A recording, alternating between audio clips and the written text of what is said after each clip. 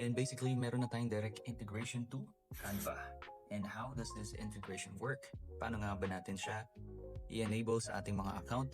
So first off, dahil hindi pa siya truly live at the moment, you'll have to go to settings and into labs. Ayan. And then search Canva and take that toggle.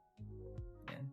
And once you've done that, you have to go back then to marketplace, and then you search for Canva again sa ating marketplace. Ayan, no, guys. So this is made by Lead Connector, which means this is an official integration. And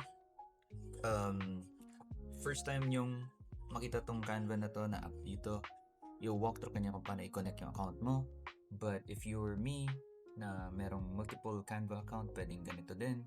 And it will click this button here, and it will pop open that auth window. Follow through nyo lang yung mga kailangan na i-allow. So, how exactly does this work? So, punta tayo dito sa media storage. So, you will see this na connected. And next is, you can filter here sa taas. Yan. Masisync lahat ng mga designs ninyo or ginagawa ninyo sa loob ni Canva.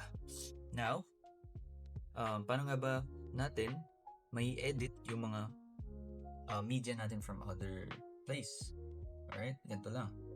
So when you head to my media, for example, I want to pick an image here. There is an edit in Canva button. And let's just wait for it. Yeah.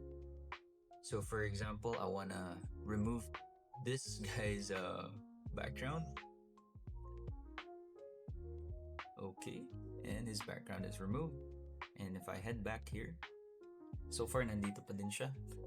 So click natin yung Canva to import first to media, by the way. And once done na siya mag-import, balik tayo sa ating media, no? Ayan. So ito na siya. And directly, pwede mo na siyang gamitin sa iyong asset.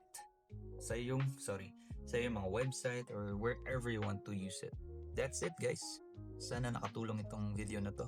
And feel free to test out AHA Innovation. We have trials included.